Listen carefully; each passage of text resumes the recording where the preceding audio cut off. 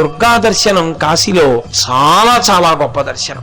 దుర్గామాత దర్శనం చేస్తే ఎటువంటి సంకటములలోంచి కూడా పైకొస్తాడు. అంత గొప్ప దుర్గా క్షేత్రం. ఆవిడ శక్తులన్నీ చుట్టూ ఉంటాయి అక్కడ. అందుకే అక్కడ కుండ ఉంది. ఆ కుండంలో ఎవరైనా స్నానం చేస్తే వాళ్ళని తరువుకొస్తున్నటువంటి బాధలన్నీ కూడా వినిర్ముక్తమైపోతాయి. అందుకే కాశీపట్టణం వచ్చిన వారు తప్పకుండా వెళ్లి దుర్గామాత దర్శనం చేసి దుర్గాకుండం వంక చూసి నమస్కారం చెయ్యాలి. చక్కగా స్నానం కూడా చేయవచ్చు. అమ్మవారి శక్తులన్నీ కూడా ఈ కాశీపట్టణాన్ని ఎప్పుడూ రక్షణ చేస్తూ ఉంటాయి. ఎవరైనా ఉద్ధతితో కూడుకున్న వారిని ఈ కాశీపట్టణ ప్రవేశము చెయ్యలేకుండా ఆవిడ అవరోధములను కల్పిస్తుంది. ఎవరు ఆమె అనుగ్రహాన్ని పొందారో వాళ్ళ సంకటములన్నిటినీ తీసి అనుగ్రహిస్తుంది. పరమశివుడు జోక్యం చేసుకుని అమ్మవారితో అన్నాడు, ఈ రాక్షసుణ్ణి సంహరించు. శివుడే చంపేయచ్చుగా. శివుడు గజాసుర సంహారం చేసినట్టుగా చంపేస్తే మీరు వద్దన్నారా, నేను వద్దన్నానే. కానీ ఇక్కడ ఆయన చెయ్యడు. ఎందుకు చెయ్యడు అంటే ఎప్పుడెప్పుడు స్థితిని నిలబెట్టవలసి ఉంటుందో అప్పుడప్పుడు విష్ణు స్వరూపం జోక్యం చేసుకుంటాడు. విష్ణు స్వరూపం స్త్రీగా ఉందనుకోండి, నారాయణి పరమశివుని భార్య. ఆమెయే పుంస్వరూపంగా ఉందనుకోండి, నారాయణ. అందుకే ఇద్దరు అలంకార ప్రియత్వం. అందుకని శివుడు అమ్మవారికి చెప్పాడు, నువ్వు జోక్యం చేసుకుని ఆయనని సంహరించు. దుర్గుణ్ణి సంహరించింది. దుర్గామాత అన్న పేరుతో ఆవిడ కాశీపట్టణంలో ఇక్కడే ఉండి ఎప్పుడు రక్ష చేస్తుంటుంది.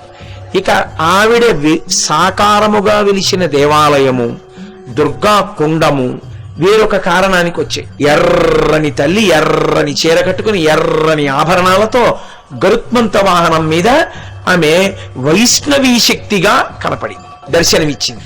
ఆమె ఎలా కనపడింది అన్న దాన్ని బట్టి అది ఇస్తోంది అని గుర్తు. ఒకడికి శారదగా ఆవిడ కనపడింది అంటే వాణ్ణి జ్ఞానముతో అనుగ్రహిస్తోంది, వాగ్దేవిగా అనుగ్రహించింది, వాడికి సభల యందు ఎదురు లేదు అని గుర్తు. వైష్ణవిగా దర్శనమిచ్చింది, రాజ్యాధికారమును పొందుతాడని గుర్తు. ఇదే ప్రచోదయాత్. ఆ తల్లి కార్యమును ఘటింప చెయ్యడానికి ఏవేవి సమకూరాలో వాటిని సమకూరేటట్టు చేస్తుంది. సర్వదా సర్వదేశేషు పాతుత్వాం భువనేశ్వరి మహామాయా జగద్ధాత్రి సచ్చిదానంద రూపిణి. నేను మీతో కాశీపట్టణానికి బయలుదేరే ముందు మీ అందరితో ఈ శ్లోకాన్నే 3 మాటలు చెప్పించి బయలుదేరమని చెప్పాను.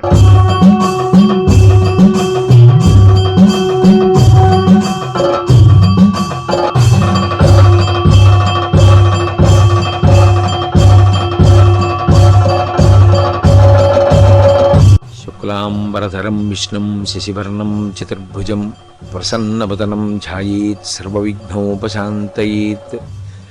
గురుర్బ్రహ్మా గురుర్విష్ణుః గురుర్దేవో మహేశ్వరః గురుః సాక్షాత్ పరబ్రహ్మ తస్మై శ్రీ గురవే నమః. వ్యాసాయ విష్ణురూపాయ వ్యాసరూపాయ విష్ణవే నమో వై బ్రహ్మనిధయే వాసిష్ఠాయ నమో నమః.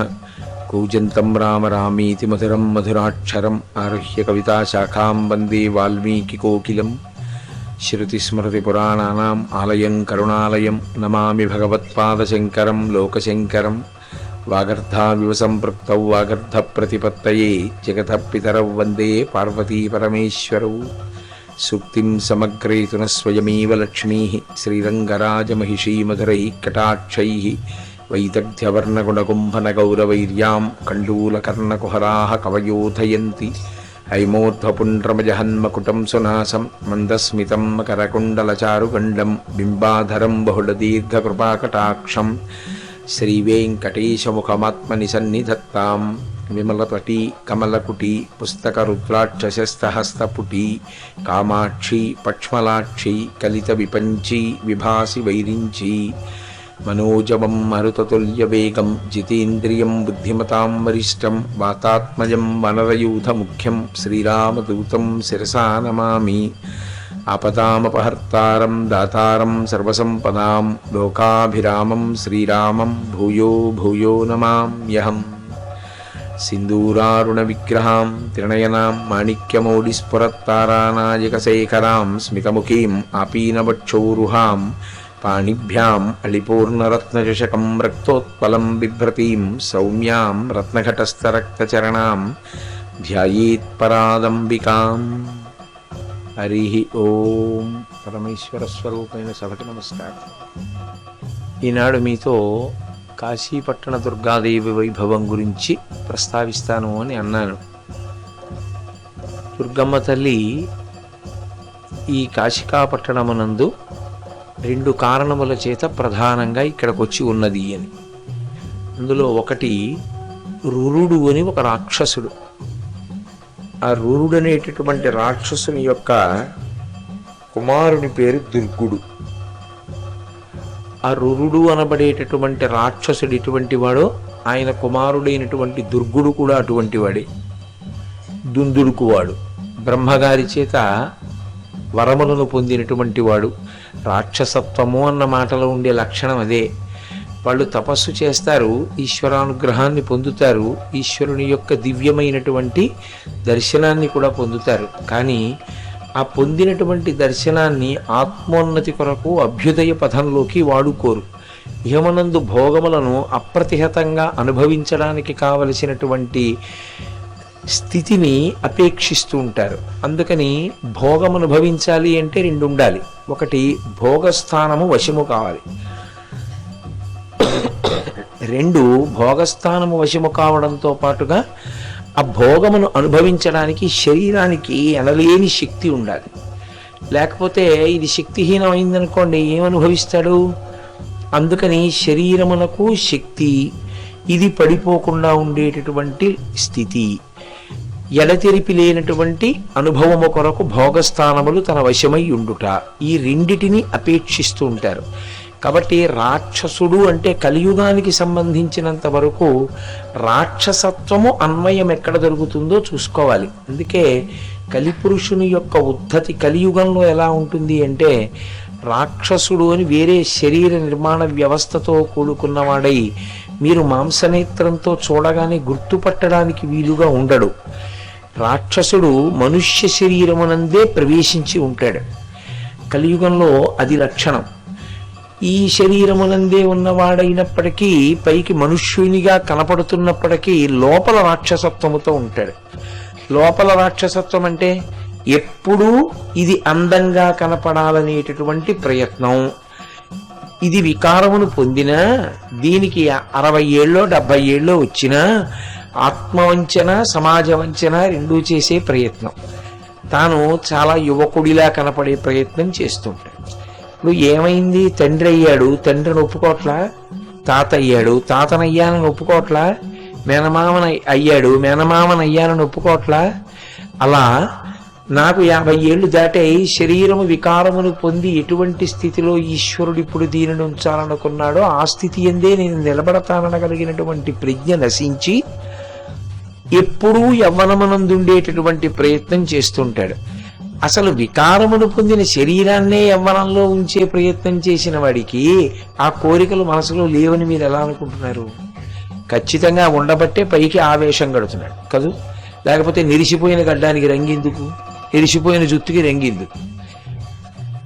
తలలు బోడులైన తలపులు బోడులా అన్నారు. అందుకే అదే రాక్షసత్వము అంటే. అంటే తలకి రంగేసుకోవడము అని నేను నిర్ధారించను, కానీ ఇంకా ఏదో భోగం అనుభవించాలనేటటువంటి తాపత్రయం. మారుతున్నటువంటి వయసుకి అనుగుణంగా లోపల మనసు కూడా పరిపక్వతని సంతరించుకోగలిగితే దాని వలన అభ్యున్నతి ఉంటుంది. కానీ రాక్షసత్వమునందు నిరంతరము భోగములను అనుభవించాలనేటటువంటి కోరిక. ఆ యుగంలో రాక్షసులు శరీర వ్యవస్థ చేత కూడా తెలిసేవారు. ఓ వీడిని చూడగానే రాక్షసుడని తెలుస్తాడు. అందుకని దుర్గుడు కూడా తెలియబడేవాడు, రురుడు కూడా తెలియబడేవాడు. ఆయన బ్రహ్మగారి దగ్గర తపస్సు చేశాడు. నేను చచ్చిపోకూడదంటాడు. ఏమవుతుంది చచ్చిపోతే? నేను చచ్చిపోవడం అంటే అసలు నేనేదో అది చచ్చిపోదు. ఆత్మ అసలు నేను. అసలు నేనైన ఆత్మ చచ్చిపోకూడదు అని అడగవలసిన అవసరమే లేదు. ఎందుకంటే అది చనిపోదు, అది ఎప్పుడూ ఉంటుంది. అది నిత్యము, సత్యము. కాబట్టి అది చచ్చిపోకూడదు అని అడగక్కర్లేదు. అది నేను అని తెలుసుకుంటే చాలు. అది కేవలము జ్ఞానము చేత మాత్రమే సంభవం. ఇక నేను చచ్చిపోకూడదు అంటే 2వ కోరిక ఏదై ఉండాలి? శరీరము చచ్చిపోకూడదు అని. శరీరము చచ్చిపోకుండా ఎవరికీ సాధ్యం కాదు. శరీరం అనేటటువంటి దాని యందే ఆ స్థితి ఉంది. అది 6 వికారములను పొందుతూ ఉంటుంది. పుట్టినది, ఉన్నది, పెరిగినది, తరిగినది, మార్పు చెందినది, నశించినది. కాబట్టి ఇది నశించిపోతుంది ఒకనాడు. నశించిపోయే శరీరాన్ని పట్టుకుని నశించకూడదు అని కోరుకుంటే అదే అజ్ఞానం, అదే రాక్షసత్వం. పైగా అసలు పరమేశ్వరుడు గొప్ప దయాళు. ఈ శరీరంలోంచి జీవుడు విడిపోయే అనుగ్రహం ఇచ్చాడు, కానీ నిజంగా అందులో ఉండిపో, నాకేం అభ్యంతరం లేదు లేవయ్యా, ఉండు ఒక 180 ఏళ్ళు 200 ఏళ్ళు, నువ్వు ఎప్పుడు పిలిస్తే అప్పుడే తీసుకెళ్తానన్నాడు అనుకోండి, శరీరం మనకు వికారము పోదుగా. ఇది వగ్గైపోతుంది, ముడతలు పడిపోతుంది, లోపలికి పుచ్చుకోలేదు, పుచ్చుకుంటే జీర్ణం అవ్వదు, జీర్ణం అయితే బయటికి వెళ్ళదు, కదలలేడు, చూపు మందగించిపోతుంది, గుర్తుపట్టలేడు, ఒంటి మీద బట్ట సరిగ్గా ఉందో తెలియదు, లేదో తెలియదు, మంచం మీదే మలమూత్ర విసర్జనం, రోగం, కీటకాలు చుట్టూ, అయినా ఉండాలనుకుంటాడు. ఏమిటి ప్రయోజనం? మిగిలిన వాళ్ళకి ఎంత ఇబ్బందిగా ఉంటుంది. మనం చోటు ఖాళీ చేస్తే కదూ ఇంకొకటి వచ్చి ఆ చోట్లో కూర్చోవడం, ఎన్నాళ్ళు ఆ చోట్లో మనమే కూర్చుంటాం, ఇంకొకళ్ళకు కూడా అవకాశం ఇవ్వాలిగా. ఒకనాడు నేను కూర్చున్నాను పెళ్లిపీటల మీద, తర్వాత నా కొడుకు కూర్చుంటాడు, తర్వాత నా మనవడు కూర్చుంటాడు, తర్వాత ముని మనవడు కూర్చుంటాడు. అలాగే ఇక్కడ కూడా వచ్చినందుకు పని చక్క పెట్టవలసి ఉంటుంది. రాక్షసుడు అన్నవాడిని రాక్షసుడిగా చెప్తే ఆధ్యాత్మికంగా దానివల్ల ఏమైనా ప్రయోజనం ఉంటుందా అంటే చెప్పడం కష్టం. రాక్షసత్వం యొక్క హద్దు ఎక్కడుంటుంది అన్నది తెలుసుకుంటే మనుష్యత్వము నిలబడుతుంది. లేకపోతే మానవత్వము అన్న మాటకు అర్థం ఎక్కడుంది నాకు చెప్పండి. మానవుడు, రాక్షసుడు ఈ విభాగం చేయవలసిన అవసరం ఏముంది? మానవుడు రాక్షసుడి కన్నా గొప్పవాడు ఎందుచేత అంటే ఈ శరీరమునందుండి వేదము చెప్పిన రీతిలో అనుష్ఠానం చేసి పరమేశ్వరుణ్ణి పొందుతాడు. ఆత్మయందు నిలబడి ఆత్మగా ఉండగలడు. కానీ అలా రాక్షసుడు ఉండే ప్రయత్నం చెయ్యడు. కాబట్టి ఆ భోగములను భవించాలనేటటువంటి హద్దులేని తాపత్రయానికి ఉన్నటువంటి కోరికే బ్రహ్మగారిని వాళ్ళు అడిగే వరం. బ్రహ్మగారి యందు ఒక లక్షణం ఉంటుంది. ఆయన వరం ఇస్తూ ఉంటారు ఎప్పుడు. ఎందుకంటే అలా ఇవ్వడం, దానివల్ల చాలా ఇబ్బందులు వస్తాయి కదా, నేను ఇవ్వనంటే గొడవ వదిలిపోదా అంటే, బ్రహ్మగారి గురించి తపస్సు చేస్తే ఆయన ప్రత్యక్షమైతే ఆయన వరం ఇస్తారు. వాడు ప్రీతితో ఆయన గురించి తపించినప్పుడు ఆయన ప్రత్యక్షం అవడం ఆయన ధర్మం. ప్రత్యక్షమైన తరువాత ఆయనకి వరం ఇవ్వడం కూడా ఆయన ధర్మం. అయితే లోకంలో చాలా చిత్రమైన విషయం ఏమిటంటే, ఆ బ్రహ్మమే బ్రహ్మగా, విష్ణువుగా, శివునిగా ఉంటుంది. ఉన్నప్పుడు మీరెప్పుడు చూడండి, పురాణాలని పరిశీలనం చేస్తే బ్రహ్మగారు వరాలు ఇచ్చుకుంటూ వెళ్ళిపోతాడు, శ్రీ మహావిష్ణువు సంహార ప్రక్రియ చేసుకుంటూ వెళ్ళిపోతాడు, ఆ రాక్షసుల్ని చంపుతూ ఉంటాడు. ఎందుకది బ్రహ్మగారు అలా వరాలు ఇవ్వడం అంటే, ఆయన సృష్టి చేసిన వాడు, ఇంటి పెద్ద. అందుకని బ్రహ్మగారు వరం ఇస్తే దాన్ని నిలబెడతారు విష్ణువు, దాన్ని నిలబెడతాడు శివుడు. అది సృష్టి చేసిన వాడు, పితామహుడు, అందుకని ఆయనకి ఆ గౌరవం ఇచ్చి నిలబెడతారు. అందుకని ఇప్పుడు బ్రహ్మగారు వరం ఇచ్చారు. దాంతో ఆయనకి ఎక్కడలేని శక్తి వచ్చింది. ఇప్పుడు ఆ శక్తిని సద్వినియోగం చెయ్యడు, లోకములనన్నిటినీ బాధ పెడుతున్నాడు. బాధ పెడుతుంటే పరమశివుడు జోక్యం చేసుకున్నాడు. ఇందులో మళ్ళీ తత్వత మీరు కొన్ని విషయములను పరిశీలించవలసి ఉంటుంది. శివుడు లయకారుడు అని కదా మనం చెప్తాం. మామూలుగా త్రిమూర్తి విభాగం చెప్పినప్పుడు సృష్టికర్త, స్థితికర్త, ప్రళయకర్త అని 3 మాటలు చెప్తాం. చెప్పినప్పుడు స్థితికర్త ఎవరు? శ్రీ మహావిష్ణువు. కాబట్టి ధర్మాన్ని నిలబెట్టడానికి ఆయన రాక్షస సంహారం చేస్తుంటారు ఎప్పుడు. మరి శివుడు ఎందుకు జోక్యం చేసుకోవాలి అంటే, అది బ్రహ్మము యొక్క లక్షణం. ఎప్పుడూ శివుడు అంటే తన పని ఇదే, అంతకన్నా ఇంకొక పని నేను చెయ్యను అని గిరిగీసు కూర్చోడు. విష్ణువు నేనెప్పుడూ ఈ పని కన్నా నేను గిరిగీసు కూర్చోను అని ఆయన అనడు. అందుకే శివుడు జ్ఞానప్రదాత, విష్ణువు కూడా జ్ఞానప్రదాత. విష్ణువు శ్రీకృష్ణ భగవానుడిగా కృష్ణం వందే జగద్గురుం, ఆయన ఈ లోకానికి భగవద్గీతనిచ్చారు. శివుడు దక్షిణామూర్తిగా మౌన వ్యాఖ్య చేశారు. 2 గురుస్వరూపాలే. అసలు 4 ముఖాలతో వేదాలు చెప్తారు బ్రహ్మగారు. శివుడు రాక్షస సంహారం చేస్తారు, విష్ణువు రాక్షస సంహారం చేస్తారు. విష్ణువు జ్ఞానమిస్తారు, శివుడు జ్ఞానమిస్తారు. శివుడు లయకారకుడు, విష్ణువు లయకారకుడు. అసలు మీరు యథార్థంగా ఆలోచిస్తే బ్రహ్మమునందు మీరు గుణారోపణము చేసే అవకాశము ఉండదు. బ్రహ్మమునందు గుణములు ఉండవు, అదంతా నిర్గుణమే. అది గుణ ప్రకటనము దేని కొరకు చేస్తుంది అంటే కేవలముగా లోకోన్నతి కొరకు, లోకరక్షణ కొరకు చేస్తుంటుంది. కాబట్టి ఇప్పుడు బ్రహ్మగారిచ్చినటువంటి వరాల్ని ఆసరా చేసుకుని ఆ దుర్గుడనేటటువంటి రాక్షసుడు లోకాల్ని బాధించడం ప్రారంభించాడు. ప్రారంభిస్తే పరమశివుడు జోక్యం చేసుకుని పరదేవతని పిలిచాడు. పిలిచి అమ్మవారితో అన్నాడు, ఇప్పుడు నువ్వు జోక్యం చేసుకుని ఈ రాక్షసుణ్ణి సంహరించు. ఇది ఒక విచిత్రమైన స్థితి. శివుడే చంపేయచ్చుగా, నిన్ననేగా చెప్పా గజాసుర సంహారం చేశాడని. ఇప్పుడు శివుడు గజాసుర సంహారం చేసినట్టుగా చంపేస్తే మీరు వద్దన్నారా, నేను వద్దన్నారా? కానీ ఇక్కడ ఆయన చెయ్యడు. ఎందుకు చెయ్యడు అంటే ఎప్పుడెప్పుడు స్థితిని నిలబెట్టవలసి ఉంటుందో అప్పుడప్పుడు విష్ణు స్వరూపం జోక్యం చేసుకుంటాడు. విష్ణు స్వరూపం స్త్రీగా ఉందనుకోండి, నారాయణి పరమశివుని భార్య, ఆమెయే పుంస్వరూపంగా ఉందనుకోండి నారాయణ. అందుకే ఇద్దరు అలంకార ప్రియత్వం. అందుకని శివుడు అమ్మవారికి చెప్పాడు, నువ్వు జోక్యం చేసుకుని ఆయనని సంహరించు. ఇప్పుడు ఆ తల్లి వింధ్య పర్వతం మీద నిలబడింది. వింధ్య పర్వతం మీద నిలబడి కాళరాత్రి అనబడేటటువంటి తన అంశతో కూడుకున్న ఒక శక్తిని సృజించి రాయబారం పంపించింది. అందులో ఒక సందేశం ఉంటుంది. ఇప్పుడు చంపేయడం ఎందుకు? వాడి శక్తి సద్వినియోగం అయితే మార్పు వచ్చిందనుకోండి, అంత గొప్ప శక్తి సద్వినియోగం అయిందనుకోండి, అది లోకమునకు రక్షణ హేతు అవుతుంది. మనం చెప్పలేం. ఏమో అరబిందో మారిపోయిన తర్వాత మహర్షి అయిపోయారు. అందుకని ఆ మార్పు కోసమని ఈశ్వరుడంతటి వాడు కూడా ప్రయత్నిస్తాడు తప్ప ఇక ముద్ర వేసేసి వీడు రాక్షసుడు కాబట్టి చంపేస్తున్నాను అని చంపేయడం చెయ్యడు. రావణునికి కూడా ఎన్నో అవకాశాలు ఇచ్చాడు రామచంద్రమూర్తి.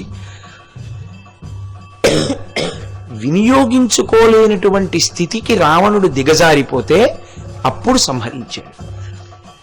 అమ్మవారు కూడా అంతే. అందుకే కాళరాత్రి అనబడేటటువంటి తన అంశతో కూడుకున్న శక్తి స్వరూపాన్ని రాయబారంగా పంపింది. ఆవిడ వచ్చి ఒక మాట చెప్పింది, రాయబారంబు వచ్చితి రాక్షసేంద్ర. నేను రాయబారం వచ్చాను. రాయబారము అంటే ఎవరి పనుపునో వచ్చాను అని గుర్తు. ఎవరి పనుపున వచ్చాను అంటే అగజకన్యక పంప వింధ్యమున నుండి. ఆ అగజ అంటే పర్వతము యొక్క కుమార్తె అయినటువంటి పార్వతీదేవి పంపగా వింధ్య పర్వతం నుంచి నేను ఇక్కడికి వచ్చాను. నేను నీకు ఇచ్చే సందేశం అనగా అమ్మవారు నీకు ఇచ్చే సందేశం ఒకటే, బుద్ధిమంతుడవైతే నీ భువనములకు బాధ కలుగక చేయుము రాక్షసేంద్ర. నీవు ఈ భువనములకన్నిటికీ కూడా బాధని కలిగించకు, భయాన్ని కలిగించు. నువ్వు ఉన్నది వేరొకరిని మంచి స్థితిలో నిలబెట్టడానికి. నీకు చాలా శక్తి ఉంది, వరములు పొందావు. వాటితోటి నువ్వు కూడా సంతోషంగా హాయిగా ఉంటూ 10 మందిని సంతోషంగా ఉంచు, తప్ప భువనములను పాడు చేయకు. ఇదే అమ్మవారి సందేశం. నీకు ఇది చెప్పడానికి వచ్చాను. ఇది ఎప్పుడు చేయగలవు? బుద్ధిమంతుడవైతే నీ బుద్ధి నువ్వు సక్రమంగా వినియోగించుకోగలిగితే. కాబట్టి బుద్ధిని సక్రమంగా వినియోగించుకొని భువనములకు కష్టము కలగకుండా ప్రవర్తించు. అసలు అప్పుడు కాదు ఇప్పుడు కాదు, సనాతన ధర్మంలో ఎప్పుడూ ఇంతే. అందుకే ఏది కూడా తనకి ఎంతవరకు అవసరమో ఆ అవసరాన్ని మించి వాడుకోకుండా ఉంటారు. నేను ఎక్కడో ఒక ఆధునిక కవి గడుసుతనంతో వ్రాసినటువంటి ఒక మాట చదివాను. తనకి ఎంత ఖర్చు పెట్టుకోవాలో అంత ఖర్చు పెట్టుకోకుండా దాచినవాడు తనకి తాను ద్రోహం చేసుకున్నవాడు. తాను ఎంత ఖర్చు పెట్టుకోవాలో అంత ఖర్చు పెట్టుకోకుండా ఎక్కువ ఖర్చు పెట్టడం అలవాటైన వాడు భవిష్యత్ తరాలకి ద్రోహం చేసినవాడు. కాబట్టి ఈ సమతౌల్యం తెలియాలి అని రాశాడు ఆయన. నేను ఆయన వ్రాసిన మాటకి చాలా సంతోషించాను.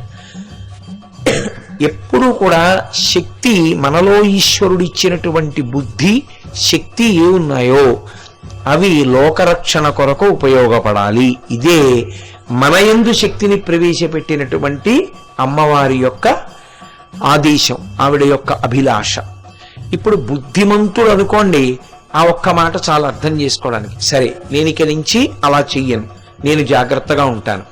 రాక్షసత్వం అన్న మాటకు అర్థం ఏమిటంటే అమ్మతనాన్ని చూడలేకపోవడం, భోగం అనుభవిస్తూ వెళ్ళడం రాక్షసత్వం కదా. నేను మీతో మనవి చేశాను, ఆ భోగానుభవమునందు ఏ విధమైనటువంటి హద్దు ఉండదు.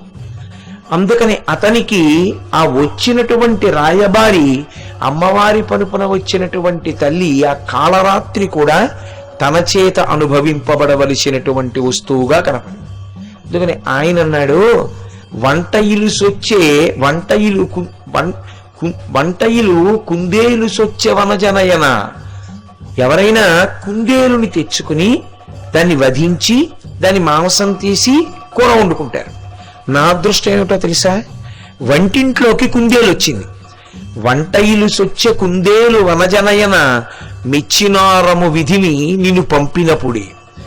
ఆ విధి ఉన్నాడు చూసావా, వాడు నేను భోగం అనుభవించడానికి కాంతల్ని వెతుక్కుని అలిసిపోతున్నానని ఆయనే నిన్ను పంపించాడు, నిన్ను కూడా అనుభవించమని. చూసావా నా అదృష్టం. అడవిలోనున్న గేహముననున్న అనుభవింపవలసిన భోగ విభవము పొందు నరుడు, అది ఆయన నీతి. రాక్షస నీతి అంటే అలా ఉంటుంది. పురాణ కథని ఎప్పుడైనా వింటే ఏదో అది జరిగిపోయిన కథ అని మీరు విన్నారనుకోండి, దోషమేం లేదు. కానీ ఇప్పుడు జీవితాన్ని మార్చుకోవడానికి కావలసిన సందేశము మాత్రము లభ్యము కాదు. ఆవిడ సందేశం, నేనిచ్చిన శక్తిని సద్వినియోగం చేసుకో. ఆయన చెప్తున్న మాట, నేను నిన్ను అనుభవిస్తాను అంటే అతని రాక్షసత్వానికి ఇక హద్దు లేనటువంటి స్థితి అని తన చుట్టూ ఉన్న అనుచరులు అన్నాడు, ఈమెని పట్టుకోండి, పట్టుకుని లోపల పెట్టండి, లోపల పెడితే నేను అనుభవిస్తాను, అంతఃపురం చేర్చండి అన్నాడు. అంటే ఆవిడంది, ఇప్పుడు కావలసింది ఆ రాక్షసుని యొక్క పరివారము కూడా సంహరింపబడాలి. కాబట్టి వీళ్ళందరినీ కూడా ఎవరి చేత పరిమార్పింపబడాలో ఆ స్థానమునకు చేర్చాలి. ఆవిడంది తెలివిగాను, ఏమయ్యా, వేటగాని వెంట మృగములే వచ్చు తెలియంగా. అక్కడ ఇను మృగమును కాల్చి తినిన పిదప మృగములేమి దొరకు, నన్ను పట్టిన దొరకనే నగతనూజ ప్రథమ నిర్జర దిగధీశ రాక్షసేశ. ఓ రాక్షసేశ్వర, వేటగాడు ఉంటాడు, వాడు వేటాడాలి, అడవిలో ఉండే జంతువులు పట్టుకోవాలి. అతని దగ్గర ఒక మృగం ఉంటుంది, ఆ మృగానికి ఒక లక్షణం ఉంటుంది, దాన్ని వాడు అలా తర్ఫీదిస్తాడు, శిక్షణ ఇస్తాడు.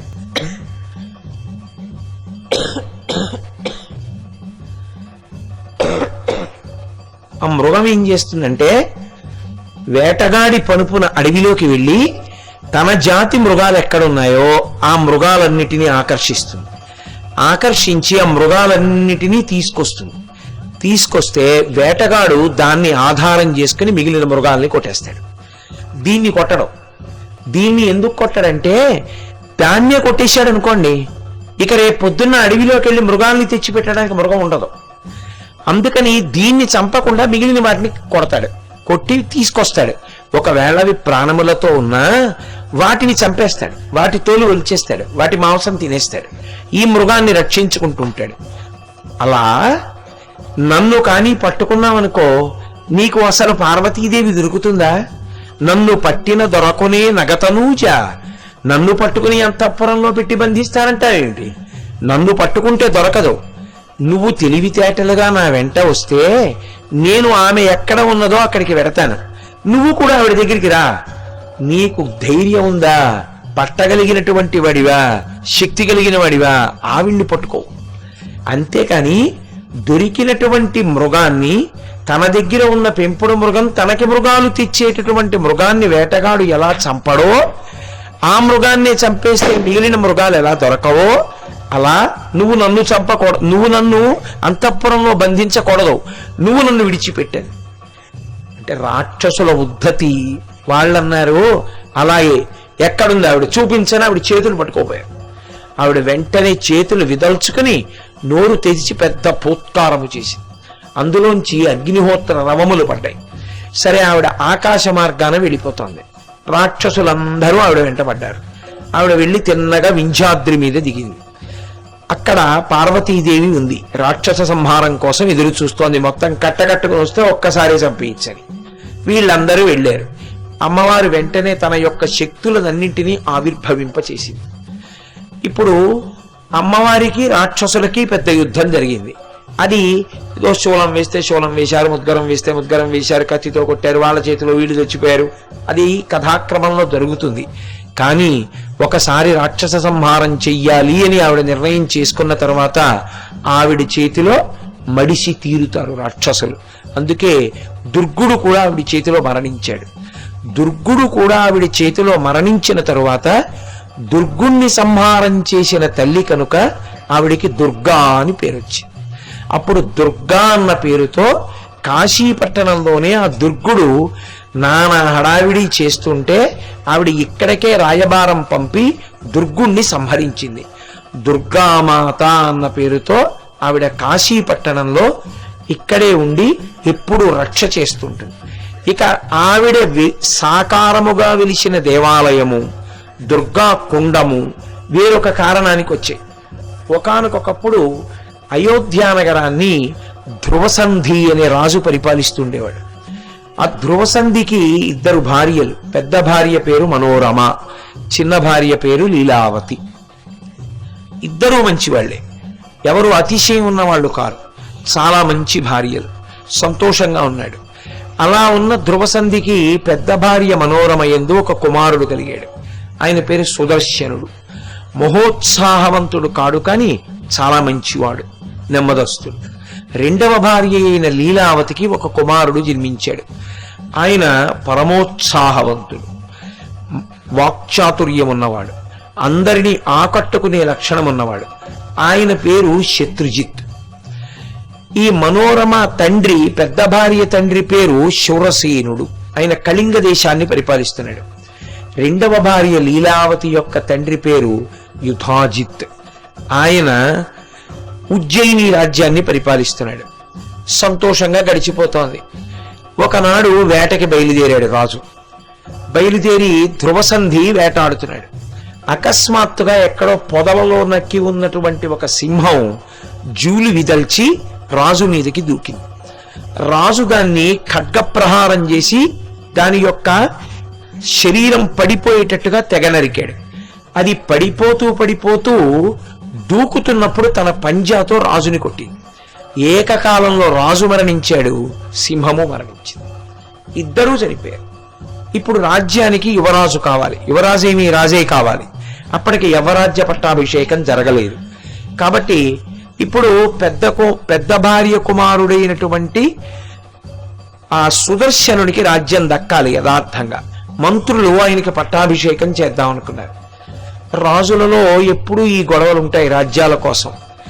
ఎందుకైనా మంచిది తన కుమార్తె యొక్క కొడుక్కి రాజ్యం దక్కుతుందో దక్కదో దక్కడానికి వీలుగా పరిస్థితుల్ని చక్క పెడదామని ఇది తెలుసుకున్నటువంటి ఆ మనోరమ పెద్ద భార్య యొక్క తండ్రి గారైనటువంటి శూరసేనుడు కళింగ దేశం నుంచి సైన్యంతో వచ్చాడు. అలాగే ఉజ్జయిని రాజ్యం నుంచి యుధాజిత్ కూడా తన సైన్యమంతటినీ తీసుకుని ఆ రెండవ భార్య అయిన లీలావతి కుమారుడైనటువంటి శత్రుజిత్తుని రాజుని చెయ్యాలని ఆయన వచ్చాడు. రాజుగారు చచ్చిపోయి ఇంకా 3 రోజులు అవ్వలేదు. ఎవరిని రాజుని చెయ్యాలి? పెద్ద వాదులాట బయలుదేరింది. ఈలోగా రాజు లేని రాజ్యం కదా, కబళించి ఐశ్వర్యాన్నంతటినీ కూడా దొంగిలిద్దామని చుట్టుపక్కల నుంచి రకరకాలైనటువంటి వ్యక్తులందరూ కూడా రాజ్యంలోకి చొరబడ్డారు. మంత్రులు అన్నారు, పెద్ద భార్య యొక్క కుమారుడు కనుక శాస్త్రాన్ని అనుసరించి మేము సుదర్శనుడికి పట్టాభిషేకం చేస్తాం. వెంటనే రెండవ భార్య కుమారుడైనటువంటి ఆ శత్రుజిత్తు యొక్క తాతగారు అంటే లీలావతి తండ్రి యుధాజిత్ అన్నాడు, పెద్ద కుమార్తె యొక్క కొడుకు కావచ్చు, పెద్ద భార్య కొడుకు కావచ్చు, కానీ నా మనవడు తెలివైనవాడు, మంచి వాక్చాతుర్యం ఉన్నవాడు, ఉత్సాహవంతుడు, వీడు రాజు కావాలి తప్ప అతను రాజు కావడానికి వీల్లేదన్నాడు.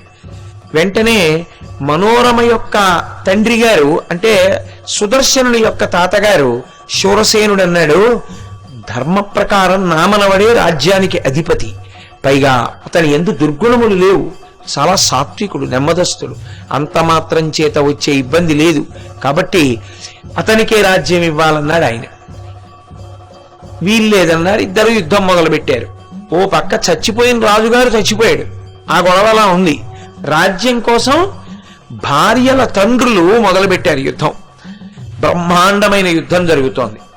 ఆ యుద్ధంలో పెద్ద భార్య అయిన మనోరమ యొక్క తండ్రి గారైనటువంటి ఆ మహానుభావుడు శూరసేనుణ్ణి, రెండవ భార్య అయినటువంటి లీలావతి యొక్క తండ్రి గారైనటువంటి యుధాజిత్ సంహరించాడు.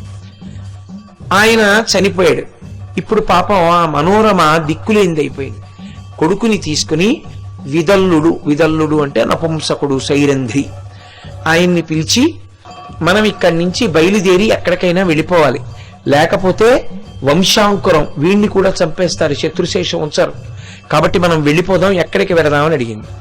అంటే ఆయన అన్నాడు, నాకు కాశీనగరాన్ని పరిపాలిస్తున్న రాజు సుబాహువు అని ఉన్నాడు, ఆయన నాకు మేనమా అవుతాడు వరుసకి, ఆయన చాలా ధర్మాత్ముడు, కాబట్టి మనం అక్కడికి వెళ్ళిపోదాం పదండి అన్నాడు.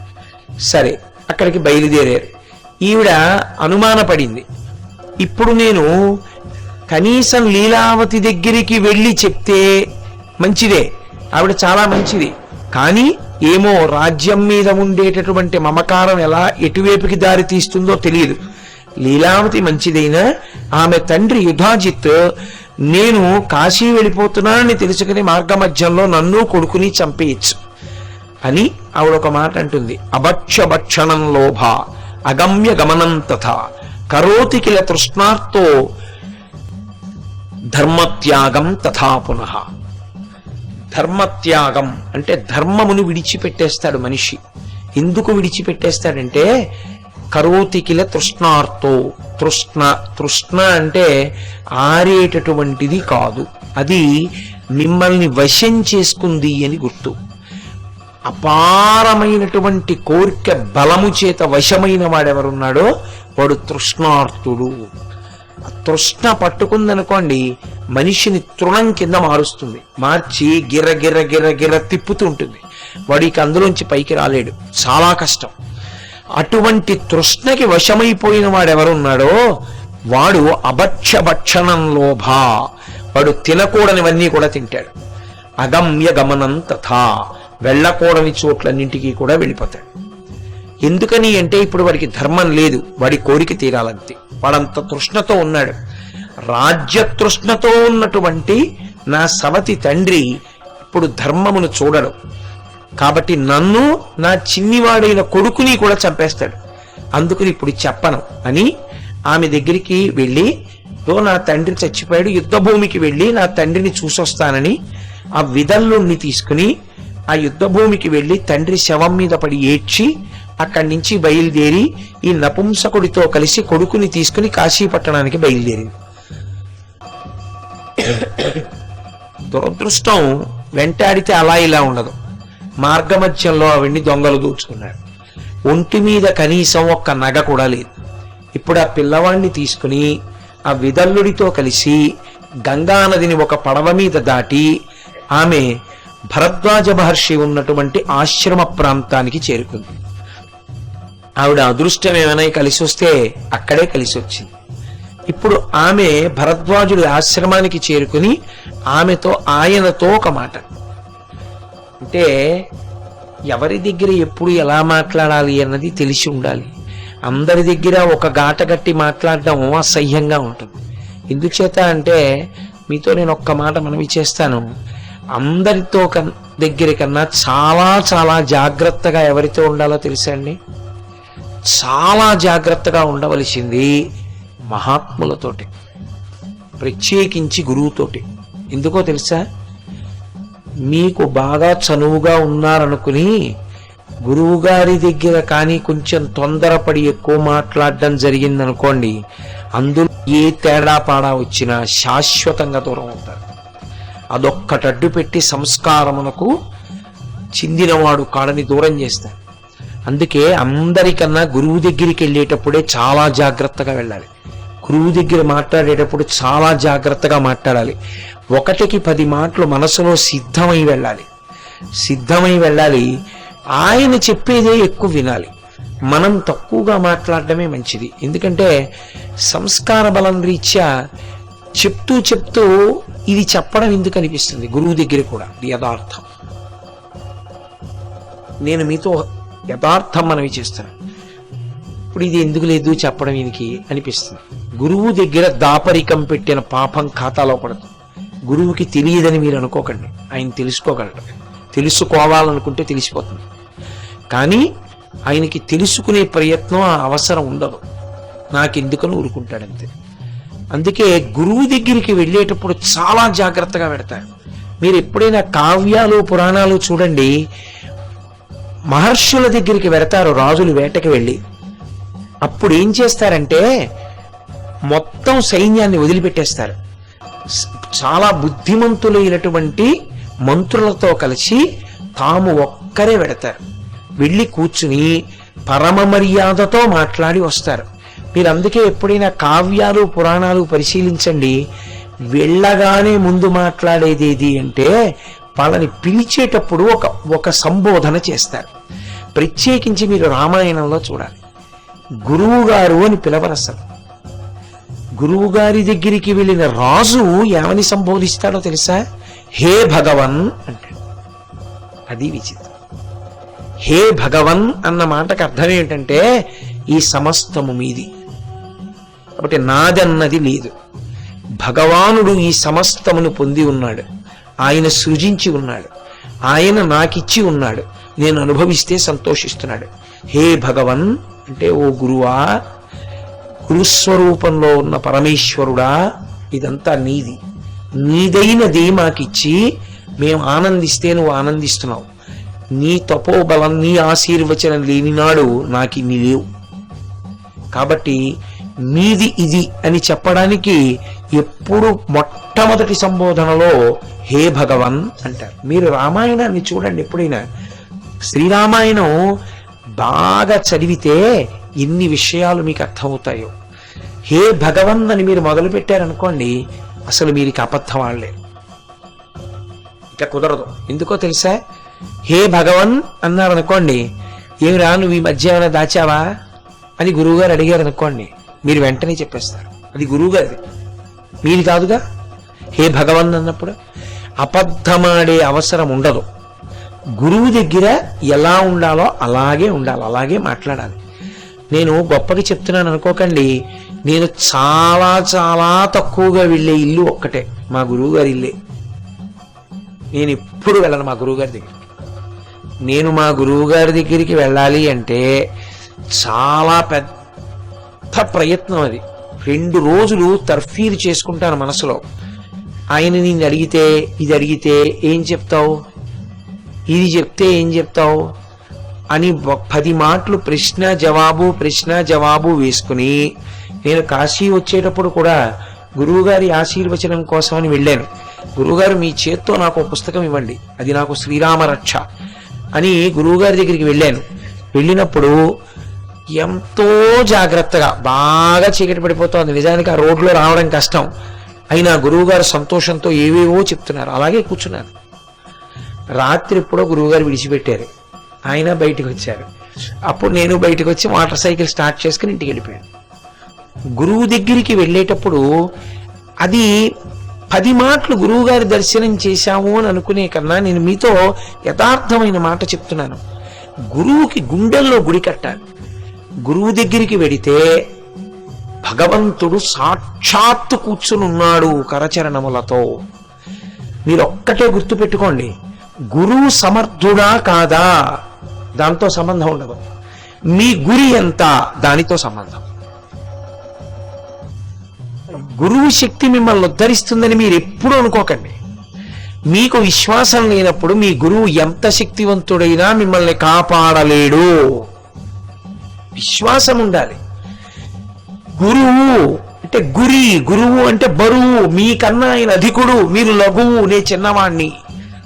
ఆ విశ్వాసం మీకుందనుకోండి, నేను మీకు నిజం చెప్తున్నాను, ఎప్పుడూ మీకు గురువు యొక్క అనుగ్రహం ఈశ్వర స్వరూపంగా ప్రసరిస్తూ ఉంటుంది. అంగరక్ష కట్టబడి ఉంటారు మీరు. గురువుని అలా చూడడం మాత్రం రావాలి. గురుపాదములు ఫోటో తీసి పెట్టేసుకుంటే ఎలా ఉంటాయో అలా మీ మనసులో ముద్ర పడిపోయి ఉండాలి. అందుకే గురుపాదములను స్మరించడంలో వైక్లభ్యం లేని స్థితికి పరాకాష్ఠ ఎక్కడ అంటే, నిద్ర లేచి లేవగానే భూమి మీద పడితే గురువుగారి పాదాలు కనపడాలి. ఇప్పటికీ నేను మా గురువుగారి అనుగ్రహమే, నిద్ర లేచి లేవగానే నేల మీద పడి నమస్కారం చేస్తే మా గురువుగారు బ్రహ్మశ్రీ మల్లంపల్లి అమరేశ్వర ప్రసాద్ గారు, వారి భార్య గారు, మా గురుపత్ని గారు, ఇద్దరి పాదములు నా ముందు చూసుకుంటాను. నా గురువు, నా గురుపత్ని, నా తల్లి ఇద్దరు వచ్చి నా ముందు నించున్నారని ముందు వారి పాదములకు నమస్కరించి లేచి మొహం కడుక్కోవడానికి వెడతాను. అంటే నేను ఇది గొప్పగా చెప్తున్నానని మీరు అనుకోవద్దు. నేను ఎందుకు చెప్తున్నానంటే, మా గురువుగారు తరచూ నాతో అంటుంటారు, ఏమిట్రా నాయన నీకు ఇంత విశ్వాసం నా మీద అంటారు. నాకైతే పరమ విశ్వాసం, ఇంకంతా ఇంత కాదు, అచంచల విశ్వాసం. నిరంతరము నేను నా గురువు చేత రక్షింపబడుతున్నాను. ఇంకందులో నాకు వడ్లగింజంత సందేహం లేదు. పరమ నమ్మకం నాకు. మా గురువు గారు ఉన్నారు, నేను ఎక్కడ ఉండనివ్వండి, నా గురువు ద్వారా నాకు రక్షణ కట్టబడుతూ ఉంటుంది, నాకు రక్షణ ప్రసరిస్తూ ఉంటుంది అని నా నమ్మకం. ఆ విశ్వాసము లేనినాడు గురుత్వము నీకేం ఉపకారం చేయదు. నోటితో గురువు గారు అని పిలవడం వల్ల వచ్చే ఉపయోగం ఏమి ఉండదు. విశ్వాసమే ప్రాతిపదిక. విశ్వాసమును పెంచుకోవాలి. ఆ విశ్వాసమున్ననాడు ఎప్పుడు మాట్లాడినా ఏముంటుందో తెలుసా అండి? అవతల వారి గొప్పతనం ఉంటుంది, మీ యొక్క చిన్నతనం ఉంటుంది. మీరు ఆయన దగ్గర నుంచి ఎంత పొందాలో ఆవిష్కరిస్తారు తప్పించి నేను ఇంత అధికుణ్ణి, పూర్వాశ్రమంలో కానివ్వండి, ఇప్పుడు కానివ్వండి, ఎప్పుడైనా కూడా అది ఉండదు. మీరు చూడండి, ఏదో ఒక విభూతి అంటుకుని ఉంటుంది మనిషికి. అది చాలా సహజమైన విషయం. అదే పునర్జన్మ హేతు అవడానికి కారణం అక్కడే ఉంటుంది. ఏది బాగా అంటుకుని ఉండిపోయిందో అది మీరు దాద్దామన్నా దాగద, మాటలలో బయటికి కక్కేస్తుంది. జీర్ణం కాని పదార్థాన్ని కడుపు ఎలా పెట్టుకోలేదో మీకు జీర్ణం కాకుండా అంటించుకున్న వినయం మిమ్మల్ని అంటుకోదు. మీ సహజతత్వం మీలోంచి కక్కేస్తారు ఎప్పుడో.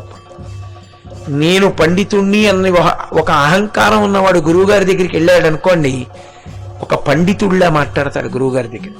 గురువుగారికి అర్థం అవుతుంది, ఓ వీడు నా దగ్గర వినడానికి వచ్చిన వాడు కాడు, నా నుండి పొందాలనుకున్నవాడు కాడు, తనకున్న పాండితీ ప్రకర్ష నాకు చూపించాలని వచ్చినవాడు. పరమాచార్య స్వామి వారంతటి వారికి ఇలాంటి సందర్భాలు ఎదురయ్యి. సాక్షాత్ శారద మహానుభావుడు పరమాచార్య స్వామి అంటే, నడిచి వెళ్ళిన కామాక్షి, భూత భవిష్యత్ వర్తమాన కాలములను లెక్క కట్టారైన. అటువంటి మహాపురుషుడికి కూడా తప్పలేదు. ఆయన దగ్గరికి వచ్చి పాండితీ ప్రకర్ష చేసే ప్రయత్నాలు చేస్తే ఉత్తర క్షణంలో ఆయన పట్టుకున్నారు. పట్టుకుంటే తల గిర గిర గిర గిర గిర తిరిగి ఆయన పాదముల మీద పడిపోయిన సందర్భములు ఎన్నో. ఇప్పుడు నేను మీకు అవన్నీ చూపించడం ఎందుకు అని నేను చూపించట్లేదు. శృంగగిరి పీఠాధిపతులకు అటువంటి అనుభవాలు ఎన్నో. నేను ఆ గురువైభవంలో మీకు అటువంటివి ఎన్నో చూపించాను కూడా, ఉపన్యాసాలు చెప్పినప్పుడు గురు పూర్ణిమకి. కనుక అది సాధన అంటే, గురువు గారి దగ్గరికి వెళ్ళడంలో సాధన, యథార్థమునకు ఈశ్వరుణ్ణి చేరుకోవడంలో సాధన. మీరు బాగా గమనించగలిగితే ఈ రెండిటికి వ్యత్యాసం లేదు. ఉంది అనుకున్నవాడు ప్రయోజనాన్ని పొందలేడు, అది కుదరదు. ఎందుకో తెలుసా? అందుకే శంకరాచార్యుల వారి జీవితంలో అద్భుత ఘట్టం ఏది అంటే, ఆయనకి గొప్పతనం కాదు, పేరే మారిపోయింది శిష్యుడికి. శిష్యుడు నదికి ఆవలి ఒడ్డునున్నాడు, శంకరులు ఈ ఒడ్డునున్నారు. యథాలాపంగా ఒరే ఇలా రా అన్నారు. ఆయన అన్నాడు, గురువుగారు ఇలా రా అన్నారు. గురువుగారు ఇలా రా అన్నాక అలా వెళ్ళను, ఇలాగే వెడతాను అని గంగ మీద నడుస్తూ వెళ్ళాడు. గురువు మీద ఆయనకున్న విశ్వాసానికి పద్మములు పైకొచ్చి ఆయన పాదములు పట్టుకున్నాయి. పద్మముల చేత పట్టబడిన పాదములున్నవాడు కాబట్టి పద్మపాదాచార్యుడయ్యాడు. నేను ఇప్పుడు దాన్ని వివరణ చెయ్యలేను, కానీ అవకాశం లేదు. నేను ఇవాళ కంఠము అలాగే ఉంది, రెండు వెనక కొంత సభా కార్యక్రమం ఉంది, అందుకని వివరణ చెయ్యను. కానీ మీరు బాగా దాన్ని పరిశీలనం చేయండి. ఎప్పుడైనా ప్రత్యేకించి కాకినాడలో ఉన్నవారికి ఒక సత్సంగంలో దానిలో ఉన్న మెళకువ గురించి మీకు చెప్తాను. గురువుకి బ్రహ్మమునకు తేడా లేకపోతే గురువు గారి పాదాలు పట్టుకుని బ్రహ్మమును చేరిపోవడానికి సాధనాక్రమంలో మెళకువ ఎక్కడున్నది, ఎక్కడ ఆ మెళకువలు పాటించవలసి ఉంటుంది అన్నది మీతో నేను విజ్ఞాపన చేసే ప్రయత్నం చేస్తాను. ఈలోగా మీరు కూడా బాగా ఆలోచించండి దాని మీద. అందుకని ఆ తల్లి చేరింది మహానుభావుడైనటువంటి భరద్వాజుని వద్దకు. చేరి ఆవిడ, నేనేదో ఫలానా రాజుగారి భార్యని, నాకు కష్టాలు వచ్చాయి, ఏదో కొన్నాళ్ళు తలదాచుకుంటాను, నే కాశీరాజు దగ్గరికి వెళ్ళిపోతాను అని ఆవిడ అనలేదు.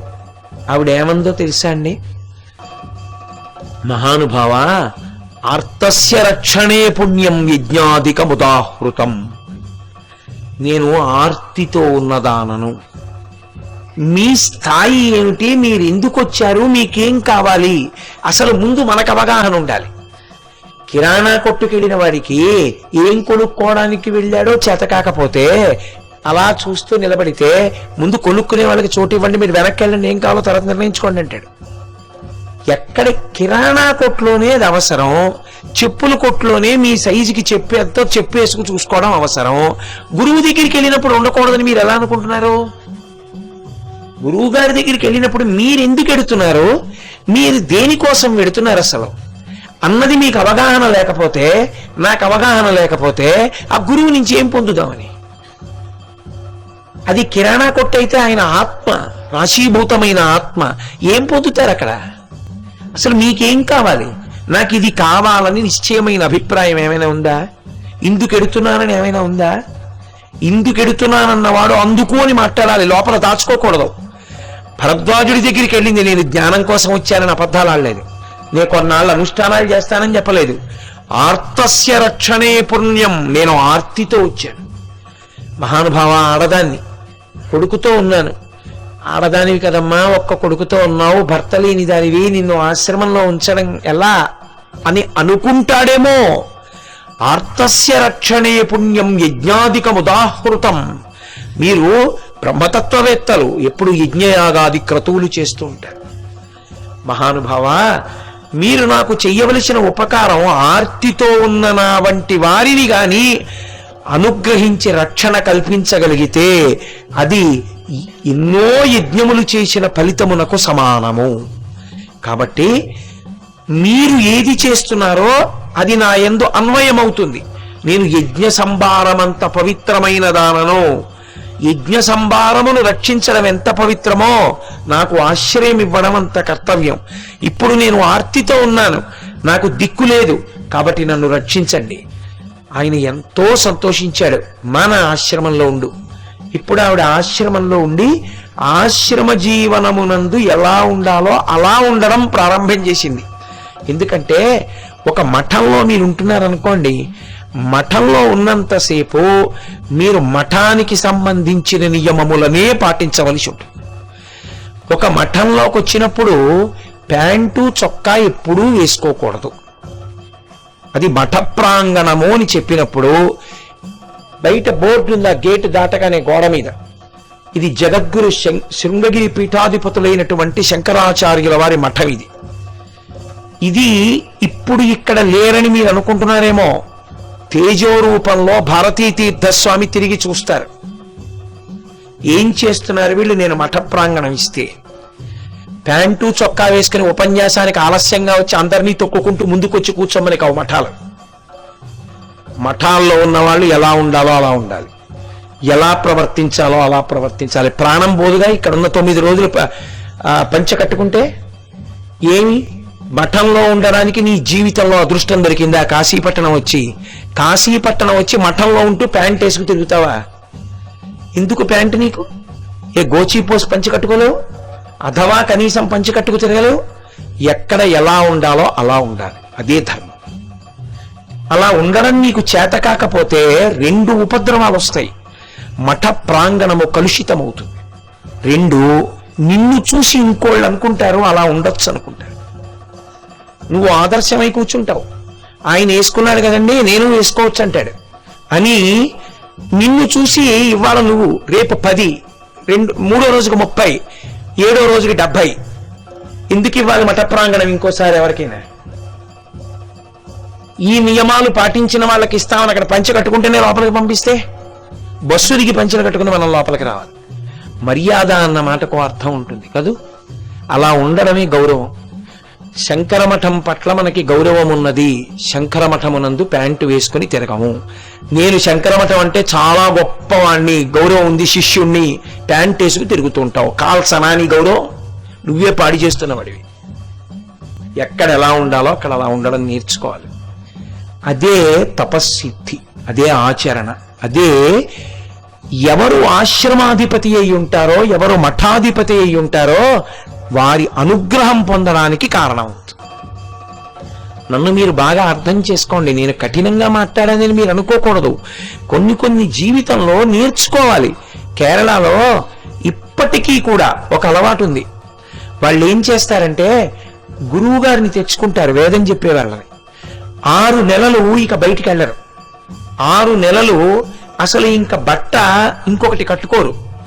6 నెలలు ఏ ధావలియో కట్టుకుని అదే పని 3 పూట్ల సంధ్యావందనం, అగ్నికార్యం, యజ్ఞం, హోమం ఎవరో చూడాలని కాదు, ఆచరణ కొరకు, జీవితాభ్యున్నతి కొరకు చక్కగా చేసుకుని 6 నెలలు భార్య ఏం చేస్తుందంటే ఇంట్లో కాసిన కాయలు పళ్ళు పట్టుకొస్తుంది, వాటితోటే వండుతుంది, అవే తింటారు అంతే. అసలు బయటికి రాడు 6 నెలలు. 6 నెలల తర్వాత బయటికి వస్తాడు. తన ఇంట తానంత బ్రహ్మచర్యం పాటిస్తాడు. ఏది ఆచరించకుండా అభ్యున్నతి రమ్మంటే ఎక్కడి నుంచి వస్తుంది? కాశీ వచ్చి లాడ్జిల్లో ఉండేవాళ్ళు చాలా మంది ఉంటారు.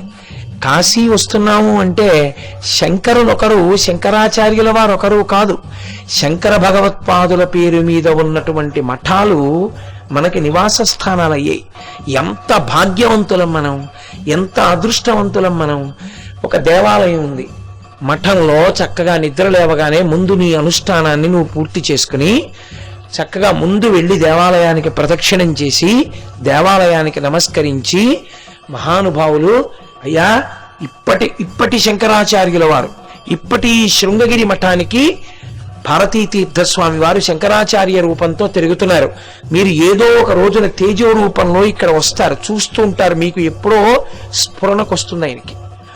కాశీ పట్టణానికి ఇన్ని 100 మంది వెళ్ళి మఠంలో ఉన్నారు కదా, ఏం చేస్తున్నారు మఠంలో?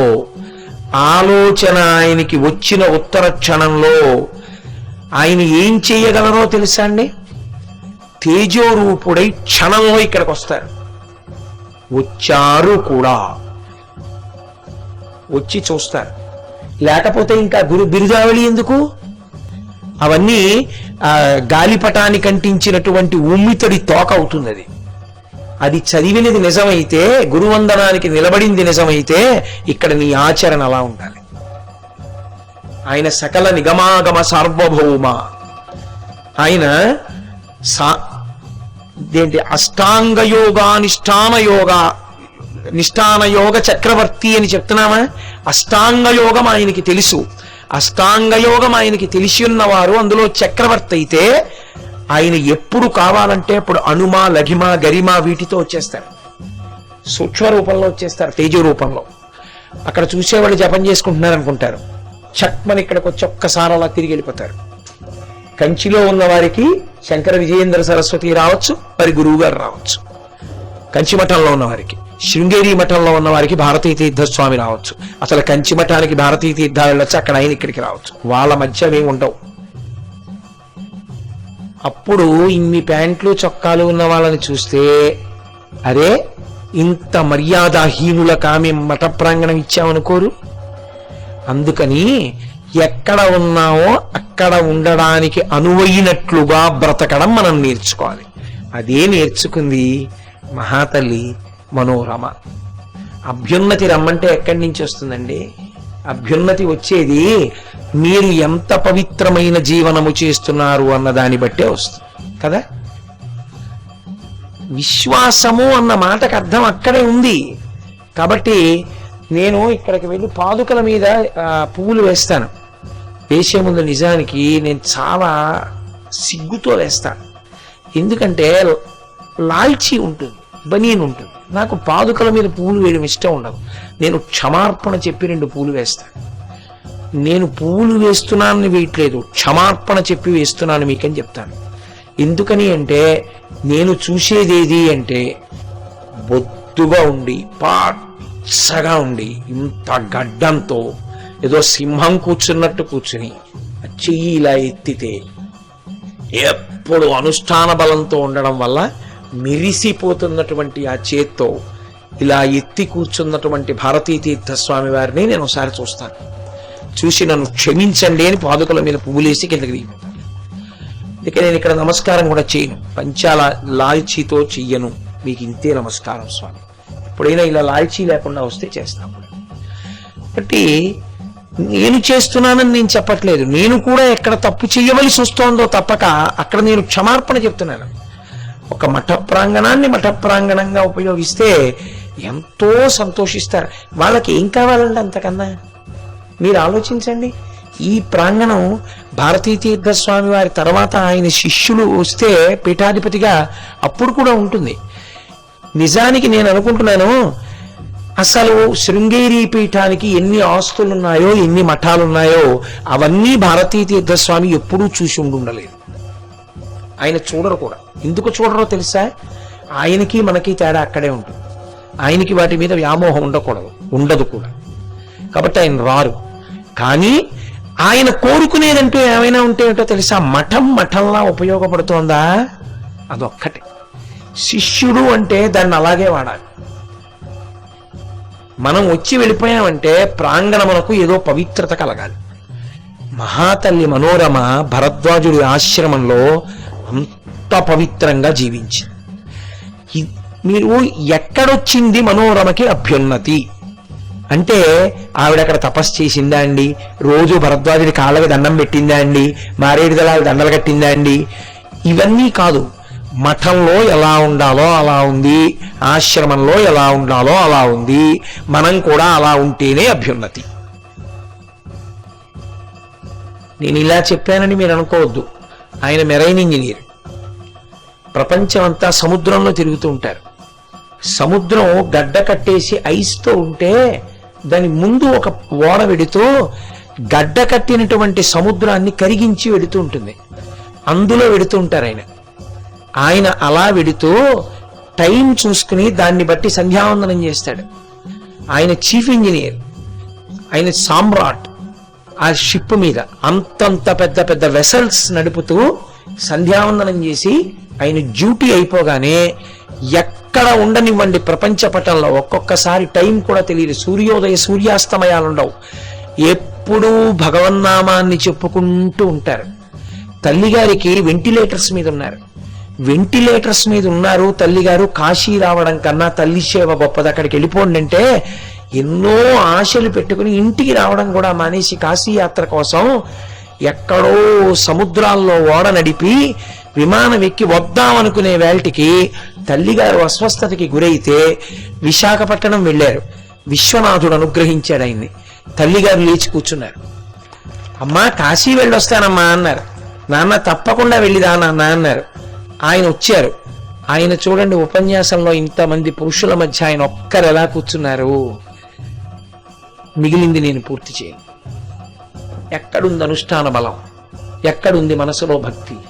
సముద్రాల్లో తిరుగుతున్న వాడి గుండెల్లో గూడు కట్టుకునుంది. ఆయనలో ఉంది భక్తి, ఆయనలో ఉంది నిష్ఠ. అందుకే ఎక్కడ భక్తి కరలు కట్టి ఉందో గుర్తుపట్టడం అంత పెద్ద విషయం అని అనుకోకండి, తెలుస్తుంది. కాబట్టి మనోరమ అలా ఆశ్రమంలో జీవించింది. గొప్ప సంతోషాన్ని పొందాడు భరద్వాజుడు. మా నువ్వు అభ్యున్నతిని పొందుతావు, మనసులో సంకల్పం చేశాడంతే. అంతే, శివ సంకల్పమస్తు. పెద్దల దగ్గర మీరు వినయంతో ఉన్నారనుకోండి, ఆయన 10 కాలాలు బాగుండాలి అని ఆయన అనుకున్నాడు అనుకోండి, ఆయన వృద్ధిలోకి రావాలి అనుకున్నాడు అనుకోండి, అంతే వృద్ధిలోకి వచ్చేస్తుంది. ఆయన సంకల్పాన్ని ఈశ్వరుడు నిజం చేసేస్తాడు. ఎందుకంటే ఆయన జీవితం అటువంటిది, అది హోమగుండంలో ఆజ్యంలా ఉంటుంది, అది అంత పవిత్ర జీవనం ఉన్నవాడు. కాబట్టి భరద్వాజుడు సంకల్పం చేస్తున్నారని మీరు గమనించాలి. అన్నీ రాశారా పుస్తకంలో అని చూడక్కర్లేదు, అన్నీ చెప్పారా అని చూడక్కర్లేదు. అందుకు ప్రవచనం చెప్పాలి. కాబట్టి కంఠం అంగీకరించకపోయినా మాట్లాడడం ఎందుకంటే కంఠం దాచుకోవడానికి గురువు గారు ఎవరైనా చాలు. కాబట్టి ఆమె అభ్యున్నతిని పొందుతోంది. ఇప్పుడు ఈ పిల్లవాడు ఏం చేస్తాడు? వాడు ఏమైనా కత్తి విద్య నేర్చుకుంటాడా, లలిత కళలు నేర్చుకుంటాడా, మంత్రాంగం నేర్చుకుంటాడా? వాడు పిల్లలతో ఆడుకుంటున్నాడు ఆశ్రమంలో. ఇప్పుడు క్షత్రియుడు వేదం నేర్చుకుని క్షత్రియుడు యజ్ఞం చేయడం ఎలాగో యాగం చేయడం ఎలాగో నేర్చుకుంటే మంచిదే. అదొక్కటే నేర్చుకుంటే ఏమైనా ఉందా ఉపయోగం? రేపు రాజు ఏం చేస్తాడు? మళ్ళీ రాజ్యం వస్తే నాకు యజ్ఞం చేయడం ఒకటే వచ్చండి, యాగం చేయడం ఒకటే వచ్చండి, ఎందుకు పనికి వస్తాడు?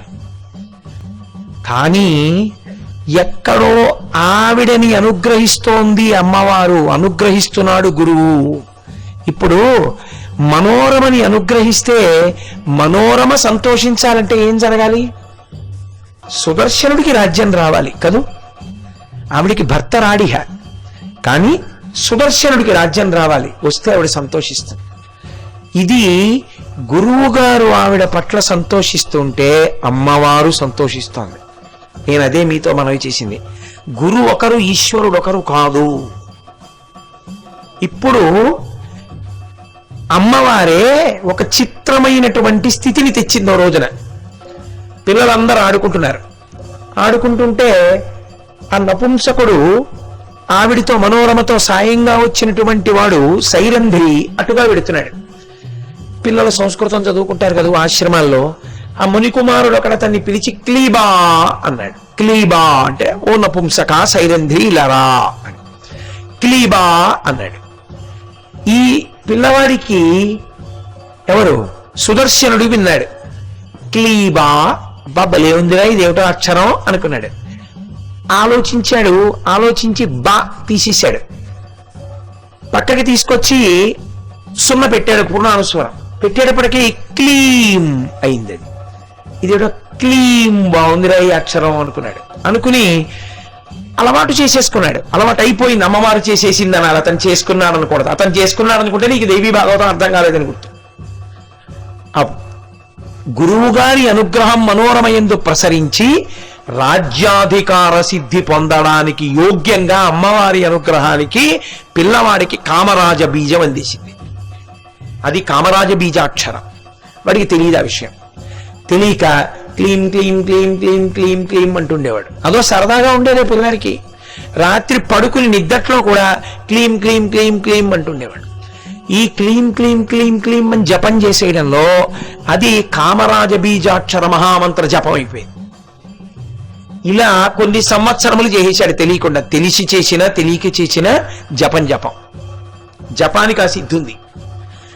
ఇప్పుడు ఆవిడేం చేసింది? కొన్ని సంవత్సరాలు పోయాక పిల్లవాడు ఒక్కడే ఉన్నాడు. ఏ ఒక్కడు చేశాడో ఆ ఒక్కడినే కదా అనుగ్రహించాలి.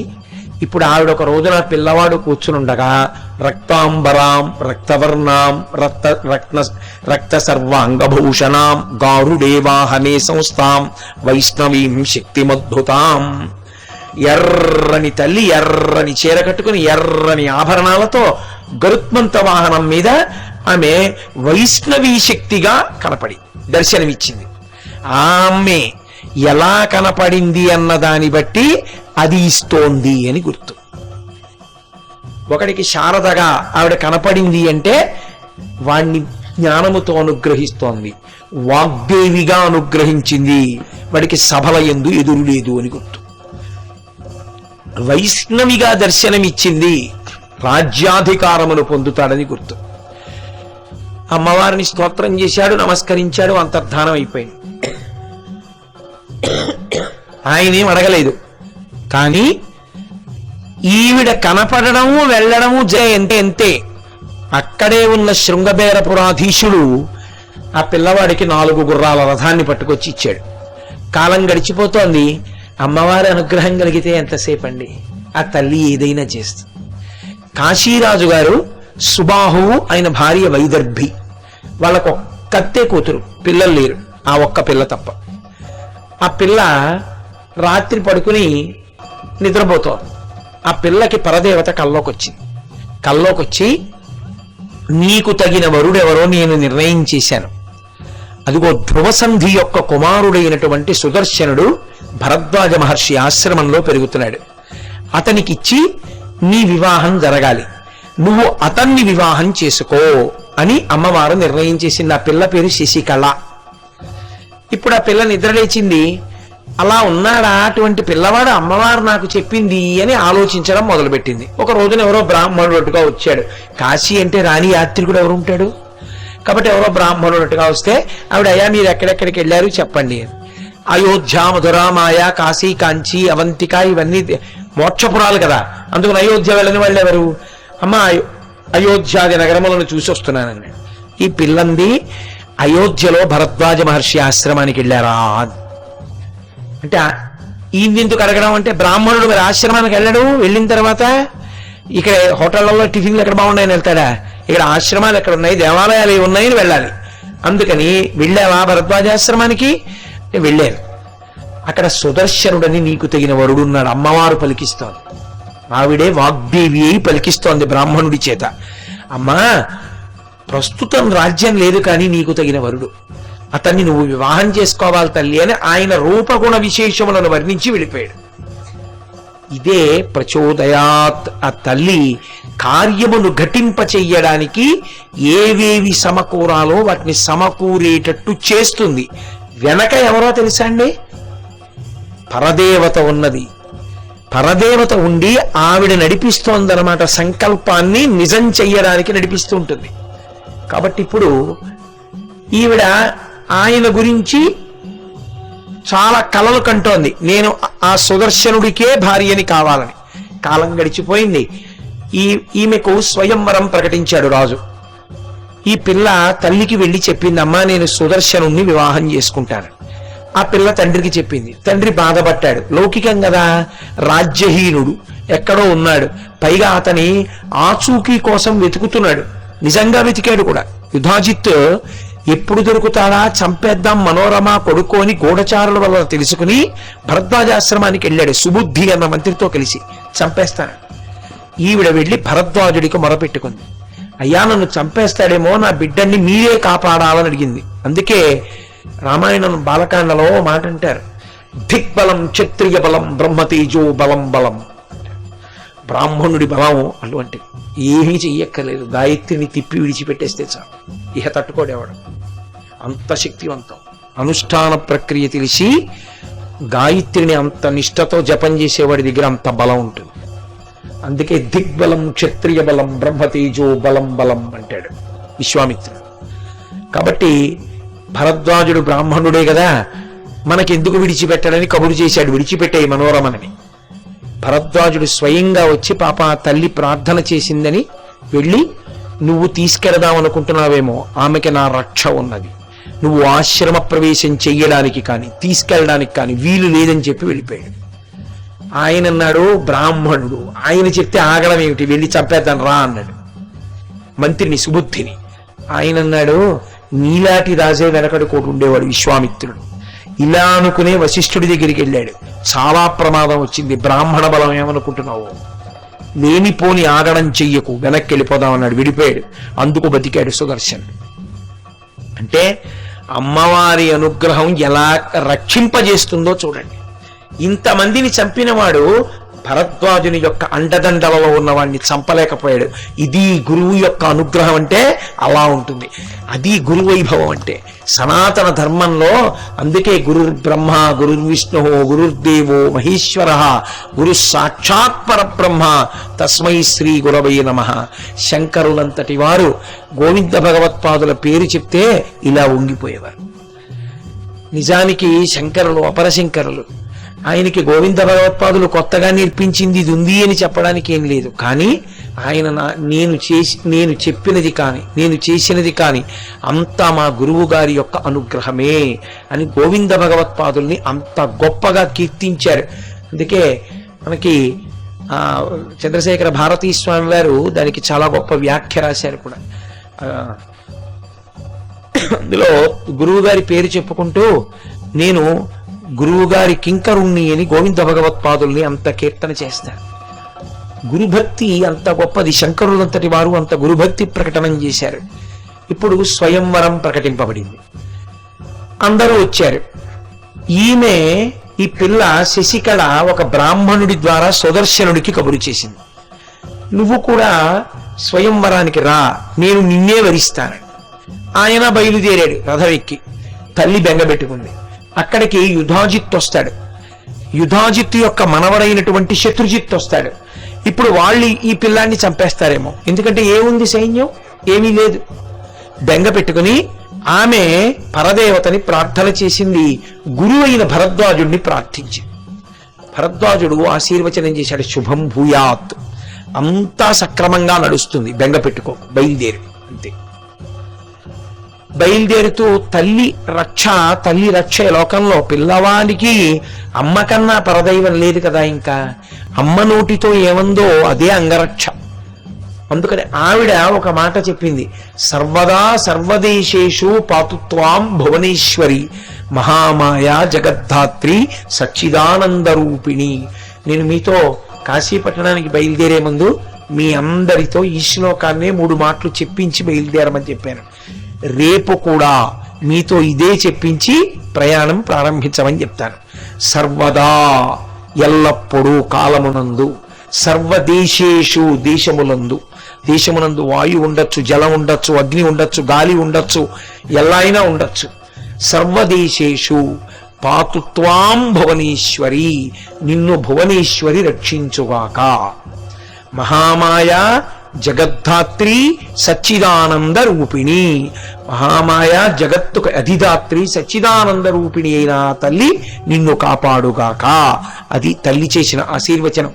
యథార్థానికి ఈ శ్లోకం ఆడవాళ్ళందరికీ కంఠగతం కావాలి. ఎందుకంటే బిడ్డలు నమస్కారం చేసినప్పుడు తండ్రులైనా కూడా, ప్రత్యేకించి తల్లులు అన్నాను కానీ తండ్రులు కూడా ఈ శ్లోకంతో ఆశీర్వచనం చెయ్యాలి. సర్వదా సర్వదేశేషు పాతుత్వాం భువనేశ్వరి మహామాయా జగద్ధాత్రి సచ్చిదానంద రూపిణి అని ఆశీర్వచనం చెయ్యాలి. కాబట్టి ఇప్పుడు ఆవిడ ఆశీర్వదించింది. సుదర్శనుడు బయలుదేరుతున్నాడు. ఆవిడ కూడా ఉండలేక రథం ఎక్కింది. ఇద్దరు వచ్చారు, కాశీపట్టణం వచ్చారు. స్వయంవరం ప్రకటనమైంది. యుధాజిత్తు చూశాడు, శత్రుజిత్ చూశాడు. ఈయన వచ్చాడు, చంపేస్తామన్నారు. పెద్ద యుద్ధానికి సిద్ధమయ్యారు. వీడు రాజ్యభ్రష్టుడు, వీడికి రాజ్యం లేదు, వీడు రావడం ఏమిటి స్వయంవరానికి, మాకు పాత పగలున్నాయి, చంపేస్తానని బయలుదేరాడు. మహానుభావుడైనటువంటి కేరళ రాజ్యాధిపతి చూసి, నువ్వెవరవయా చంపడానికి, రాజ్యం ఉందో లేదో తరువాతి మాట, అందరూ రాజకుమారులు ఎలా వచ్చారో అలా వచ్చాడు. స్వయంవరానికి రావలసినది రాజులు అని లేదు, రాజకుమారులు రావాలి. రాజకుమారుడే వచ్చాడు. ఆమె వరిస్తుందో వరించదో ఆవిడిష్టం. మధ్యలో నీకెందుకు అల్లరి, నువ్వు చంపడం ఏమిటి, మేమందరం నీకు సమర్థించడం ఏమిటి, నేను అలా అంగీకరించనన్నాడు. కేరళ రాజ్యాధిపతి గొప్ప సైన్య బలం ఉన్నవాడు. కేరళ దేశాధిపతిని కాదని అప్పుడు సుదర్శనుణ్ణి చంపితే ఇబ్బంది వస్తుందని చంపకుండా ఊరుకున్నాడు యుధాజిత్. చూడండి, అమ్మవారు ఎక్కడికక్కడ ఎలా జోక్యం చేసుకుని ఎలా కాపాడుతుందో చూడండి. సరే, స్వయంవరం ప్రకటనమైంది. అందరూ రాజులు కూర్చున్నారు, సుదర్శనుడు కూడా కూర్చున్నాడు. రాజకుమారులు వచ్చి అన్నారు, ఏమయ్యా ఇప్పుడు కాకపోతే తర్వాత అయినా చంపేస్తాడు యుధాజిత్తు, నిన్ను ఎందుకు వచ్చావు స్వయంవరానికి? ఏదో భరద్వాజ ఆశ్రమంలో కాలం గడుపుతున్నావుగా, ఏదో వెళ్ళి అక్కడే ఉండొచ్చుగా, ఎందుకు వచ్చిన అల్లరి నీకు? ఒకవేళ ఆమె నిన్ను వరించిందనుకో, ఆమెతో కలిపి చంపేస్తాడు తప్ప నిన్ను ప్రశాంతంగా ఉండనిస్తారా? ఎందుకు వచ్చింది? నీకు రాజ్యం లేదు, కోట లేదు, సైన్యం లేదు, పెళ్లి చేసుకుని ఎక్కడికి తీసుకెడతావు? ఇబ్బంది కదా, ఎందుకు ఇలాంటి ఇబ్బంది తెచ్చుకుంటావు? మా మాట విని నువ్వు ఎందుకు వెళ్ళిపోకూడదు అన్నాడు. ఆయన అన్నాడు, యక్కరిష్యతి శత్రుత్వం మయా సహ నృపాత్మజాః శాస్త్రాతస్య మహాతేజాం. నాకు ఎక్కరిష్యతి శత్రుత్వం, నాకు ఎవరితో శత్రుత్వం ఉంది? నా దృష్టిలో శత్రువు లేడు. నాకు శత్రుజిత్తు తమ్ముడు, శత్రుజిత్తుకి నేను శత్రువునేమో, నాకు శత్రువు కాడు నా తమ్ముడు. నాకు వాడు తమ్ముడైతే వాడి తాతగారు యుధాజిత్తు కూడా నాకు తాతగారే. వాళ్ళు నన్ను శత్రువులు అనుకుంటే నేను వాళ్ళని శత్రువులు అనుకోనప్పుడు వాళ్ళు నన్ను శత్రువులు అనుకుంటే వాళ్ళ తప్పు దిద్దబడాలి. కాబట్టి ఆ తప్పు దిద్దవలసింది పరదేవత, ఆవిడ చూసుకుంటుంది తప్ప మీరెందుకు బెంగ పెట్టుకుంటారు? మయాసహ నృపాత్మజాహ, ఓ నృపాత్మజులారా, ఓ రాజకుమారులారా, బెంగెందుకు? ఎవరి ధోరణి వాళ్ళది. అమ్మే మారుస్తుందేమో చూద్దాం అని మీరు బెంగ పెట్టుకోకండి, నన్ను తల్లి రక్షిస్తుంది. అది ఆయన భక్తి. ఆ అనుకోకుండా చేసిన బీజాక్షరంలోంచి అంత ధైర్యం వచ్చింది. ఇప్పుడు ఆ పిల్లంది శశికళ, నాన్నగారండి వ్యభిచారం చేయడం ఎటువంటిదో, ఫలానా వాణ్ణి పెళ్లి చేసుకుందామని నిర్ణయం చేసుకున్న తర్వాత స్వయంవరానికి వెళ్ళడం కూడా అటువంటిదే. రాజులందరూ కూర్చుని చూస్తూ ఉంటారు. నేను సుదర్శనుడు వరకు నడిచి వెళ్ళాలా? అప్పుడు వీళ్ళందరూ నన్ను చూసి ఈమె భార్య అయితే బాగుండని నా వంక చూస్తారా? చూస్తే మానసిక వ్యభిచారము జరిగినట్టేనా? ఎందుకు నాకు? నేను వరించడానికి నిజంగా ఒక వరుడి కోసం వెడితే స్వయంవరానికి వెళ్ళాలి. ఇప్పటికే నేను ఆ సుదర్శనుణ్ణి వరించాను, ఇక స్వయంవరం ఎందుకు? తప్పు కదా, త్రికరణ శుద్ధి లేనట్టు కదా. అందుకని నేను ఆ సుదర్శనుణ్ణి వివాహం చేసుకుంటున్నానని ప్రకటించండి. తండ్రి ప్రకటించాడు. పాపం వద్దమ్మా, రాజ్యం లేనివాడు, ఎంతో నచ్చ చెప్పాడు. ఆ పిల్ల వినలేదు. ఇది పరదేవత ఆజ్ఞ, నాన్నగారు అలాగే చేసుకుంటారు. సరేనన్నాడు, ప్రకటించాడు. అందరూ ఊరుకున్నారు, పోన్లే ఆ పిల్ల ఇష్టం చేసుకుంటుంది అని. ఒక్క యుధాజిత్ అంగీకరించాల. ఇచ్చి చేస్తే నా మనవడికి ఇచ్చి చెయ్యి, ఇవ్వకపోయావా స్వయంవరంలో ఏ ఇతర రాజకుమారుణ్ణైనా వరించమను. ఆ ఒక్క పిల్లాన్ని మాత్రం సుదర్శనుణ్ణి వరించడానికి వీల్లేదు. వాడు రాజ్యభ్రష్టుడు, వాడిని నేను చంపేస్తాను. ఏం చెయ్యాలో అర్థం కాక రాజుల మధ్యలో అవమానం భరించలేక తిరిగి వెళ్ళిపోయాడు. వెళ్ళి పిల్లకి చెప్పాడు, అమ్మా ఎలాగమ్మా ఇలా ఇబ్బంది వచ్చిందని. పిల్ల మనసుకి నచ్చ చెప్పి రేపు ఏ విషయం చెప్తానని చెప్పండి నాన్నగారు సభలో అని. వెళ్ళొచ్చాడు. నచ్చ చెప్పడానికి వచ్చారుగా, ఇప్పుడు చెప్తున్నాను, మీరు నచ్చ చెప్పలేరు. నేను ఆ పిల్లాడిని పెళ్లి చేసుకుంటాను. మీరు ఒక పని చేయండి, వివాహ విధిని దేహి కన్యాదానం కృతం శుభే. మీరు వివాహ విధి ఎందు నన్ను కన్యాదానం చేసేసేయండి. సుదర్శనాయ నృపతే ఇదీచ్ఛసి శుభం మమ, అదే నాకు శుభం. ఎందుకంటే అమ్మవారి సంకల్పం అది. కాబట్టి అంతఃపురంలో నిశ్శబ్దంగా వివాహం చేసేయండి. మరునాడు వెళ్ళండి సభలోకి, నా కూతురు అంగీకరించలేదు, రాత్రి పెళ్ళైపోయింది, మీ అందరూ విందు భోజనం చేసి ఇంటికి వెళ్ళిపోండి అని చెప్పండి. తర్వాత ఏం చేయాలో పరదేవత చూస్తుంది. పెళ్లి చేసుకోమని ఆవిడ చెప్పింది, చేసుకుంటాను. పెళ్లి చేసుకున్నాకేం జరగాలి ఆవిడే చూస్తుంది తప్ప మీరు నేను బుర్రబద్దలు కొట్టుకోవడం ఎందుకు? మీరు చేయవలసింది పెళ్లి చేయండి. మీరు పరదేవత మాట మన్నించిన వారు అవుతారు. చేసేసాడు తండ్రి. ఇవ్వవలసిన కట్నాలు ఇచ్చేశాడు. అందరికీ చెప్పాడు, అయ్యా ఏమనుకోకండి, నా కూతురు సుదర్శనుణ్ణే చేసుకుంటానంది, రాత్రి చేసేసాను పెళ్లి, మీ అందరూ పెళ్లి భోజనం చేసి వెళ్ళిపోండి. పోన్లేవయ్యా, పాపం ఏదో ఆయన కూతురు, ఆయన గొడవ, ఎవరినో వరించానంది, రాజకుమారుండేగా, మన్నేం మోసం చేయలేదుగా, ఆయనకి తెలియదుగా అని భోజనం చేసి వెళ్ళిపోయారు. యుధాజిత్తు మాత్రం వెళ్ళలేదు. కొంతమంది ఇతర రాజుల్ని తోడుగా తీసుకుని తన మనవడైనటువంటి శత్రుజిత్తుని తీసుకుని, ఒరే నేను ఆ పిల్లవాడు సుదర్శనుణ్ణి చంపేస్తాను, ఆ పిల్ల నీకు ఇచ్చేస్తాను, వివాహం చేసుకోమని. అంటే ఎందుకు? పనికిమాలిన తాతగారు, కాల్చనా, ఆ వయస్సు, ఎంత దిక్కుమాలిన మాటలు చెప్తారో చూడండి. చెప్పి మాటు వేసి ఉన్నాడు. నగరం నుంచి బయటికి వస్తే చంపేద్దామని, కాశీనగరంలోనే, కాశీ కోటలోనే జరిగింది ఆ వివాహం. అప్పుడు చీకటి పడింది. బయటికి వెళదామంటే శత్రునాథులు పొంచి ఉన్నారని గూఢచారులు చెప్పేశారు. ఈయనకి సైన్యం లేదు. అందుకని 6 రోజులు ఆ ముచ్చట్లు ఈ ముచ్చట్లు అని గడిపాడు మహానుభావుడు సుబాహుడు. ఇంకెంత గడుపుతాడు? పంపేయాలి. నేను నా సైన్యం అండగా వస్తా అన్నాడు. లేదు, నా రాజ్యం నీకు ఇస్తాను, నేను సేనాధిపతిగా ఉంటా అన్నాడు. కాదు, అర్ధరాజ్యం ఇస్తాను, నేను సగం నువ్వు సగం పరిపాలిద్దాం అన్నాడు. అమ్మ ఏం చేస్తే అది జరుగుతుంది, మీరు బెంగ పెట్టుకోవద్దు, మాకు రథం ఇవ్వండి, దాని మీద వెళ్ళిపోతాం భరద్వాజాశ్రమానికి. రథం ఎక్కి బయలుదేరాడు. కాశీపట్టణ పొలిమేరల్లోకి వచ్చాడు. అక్కడ ఉన్నటువంటి ఆ యుధాజిత్తు, మనవడైనటువంటి శత్రుజిత్తు ఇద్దరూ కలిసి ఈ సుదర్శనుడితో యుద్ధానికి దిగారు. ఇది తెలిసి కాశీరాజు గారు తన సైన్యంతో అల్లుడికి మద్దతుగా వచ్చాడు. ఆ పిల్లవాడు అన్నాడు, సుదర్శనుడు, ఇది నాకు యుధాజిత్తుకి శత్రుజిత్తుకి జరుగుతున్న యుద్ధం, మీరెవరూ జోక్యం చేసుకోకండి, మీరెందుకు చచ్చిపోవడం నిష్కారణంగా, అలా చూడండి, ఏం జరిగితే జరుగుతుంది, పరదేవత అనుగ్రహం. యుద్ధం మొదలుపెట్టాడు. అటు ఇద్దరు, ఇటొక్కడు. హోరాహోరీ సమరం జరుగుతోంది. అకస్మాత్తుగా ఇదే కాశీపట్టణంలో అమ్మవారు ఆకాశంలో నిలబడింది సింహవాహనం మీద. తలుపున మెరుపు మెరిసి తల్లి నిలబడితే అందరూ పైకి చూశారు. సుదర్శనుడు అమ్మవారిని స్తోత్రం చేశాడు. ఆవిడంది, ఇదే చెప్తున్నాను, ఆ సుదర్శనుణ్ణి విడిచిపెట్టు. ఆయన విడిచిపెడతాడా? మదోన్మత్తుడై ఉన్నాడు. ఒక ఆడది ఆకాశంలో నిలబడితే ఆశ్చర్యపోతారేమిరా, చెయ్యండి యుద్ధం, చంపేసేయండి సుదర్శనుణ్ణి. అంతే. ఆవిడ ధనస్సు చేతపట్టి 2 బాణములను ప్రయోగించింది. ఒకటి యుధాజిత్, ఒకటి శత్రుజిత్. ఇద్దరూ కింద పడి చనిపోయారు.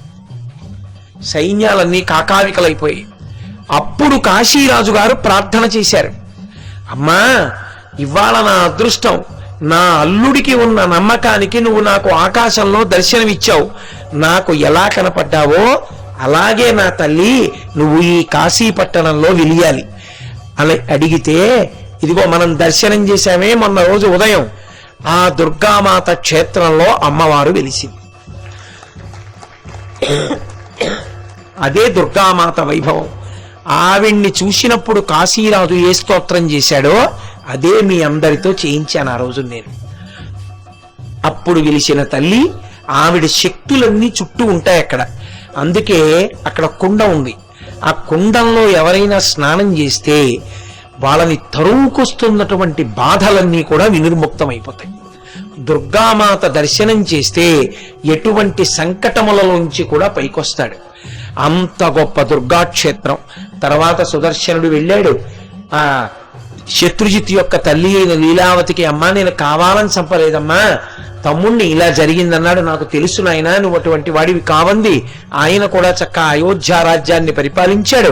అయోధ్యలో కూడా అమ్మవారికి మందిరాలు కట్టాడు. కట్టి దేవీ నవరాత్రములను అనుష్ఠించడం అన్నది ప్రారంభం చేశాడు. అప్పటి నుంచి అమ్మవారిని నియమనిష్ఠులతో ఉపాసన చేసేవారు. అందుకే కాశీపట్టణం వచ్చిన వారు తప్పకుండా వెళ్లి దుర్గామాత దర్శనం చేసి దుర్గాకుండం వంక చూసి నమస్కారం చెయ్యాలి. దుర్గాకుండంలో స్నానం చెయ్యగలిగితే చక్కగా స్నానం కూడా చేయవచ్చు. కాబట్టి అప్పటి నుంచి అమ్మవారి శక్తులన్నీ కూడా ఈ కాశీపట్టణాన్ని ఎప్పుడూ రక్షణ చేస్తూ ఉంటాయి అని. ఎవరైనా ఉద్ధతితో కూడుకున్న వారిని ఈ కాశీపట్టణ ప్రవేశము చెయ్యలేకుండా ఆవిడ అవరోధములను కల్పిస్తుంది. ఎవరు ఆమె అనుగ్రహాన్ని పొందారో వాళ్ళ సంకటములన్నింటినీ తీసి అనుగ్రహిస్తుంది. అందుకని దుర్గా దర్శనం కాశీలో చాలా చాలా గొప్ప దర్శనం. మనం ఇవాళ ఆ దుర్గామాత వైభవాన్ని మీకు నేను వివరిస్తాను అని చెప్పాను. ఆ జగన్మాత అనుగ్రహంతో మీకు ఆ దుర్గమ్మ తల్లి వైభవం గురించి 4 మాటలను చెప్పగలిగినందుకు, అంటే ఆ పాటి సహకరించినందుకు కంఠం పరదేవతానుగ్రహం వల్ల జగన్మాతకి నా వందనములను అర్పిస్తూ, మంగళాశాసనపరై పదాచార్య పురోగమై సర్వైశ్చ పూర్వైరాచార్యై సత్కృతాయాస్తు మంగళం. మంగళం కోసలేంద్రాయ మహనీయ గుణాత్మనే చక్రవర్తి తనూజాయ సర్వభౌమాయ మంగళం. ఉమాకాంతాయ కాంతాయ కామితార్థప్రదాయినే శ్రీగిరీశాయ దేవాయ మలినాథాయ మంగళం. కరచరణకృతం వా కర్మవాక్కాయజం వా శ్రవణనైనజం వా మానసం వాపరాధం విహితమవిహితం వా సర్వమేత్తక్షమస్వ శివ శివ కరుణాబ్ధే శ్రీ మహాదేవ శంభో. సర్వం శ్రీ ఉమామహేశ్వర పరబ్రహ్మార్పణమస్తు. స్వస్తి. హర నమః.